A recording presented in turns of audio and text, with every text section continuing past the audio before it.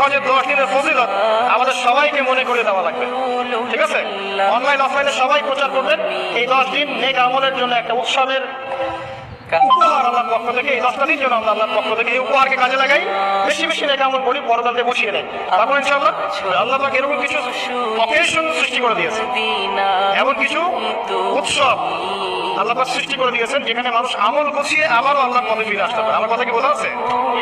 ঠিক এরকমই একটা উৎসব হচ্ছে, একটা অকেশন হচ্ছে আমলের উৎসব, সেটা হলো এই জিলহজ মাসে প্রথম 10 দিন। এই জিলহজ মাসের প্রথম 10 দিন সম্পর্কে আল্লাহ পাক সূরা ফজরের মধ্যে শপথ করেছেন, ওয়াল ফাজরি, ফজরের কসম, ওয়া লায়ালিন আশর, এবং এই 10 রাতের কসম। এই 10 রাত বলতে এখানে জিলহজ মাসের এই 10 দিন এবং 10 রাতকে বোঝানো হয়। এর ফজিলত সম্পর্কে নবী সাল্লাল্লাহু আলাইহি ওয়াসাল্লাম একটা হাদিসে বলেছেন, সহিহ বুখারী হাদিস, আনাস রাদিয়াল্লাহু আনহু, ইবনে আব্বাস রাদিয়াল্লাহু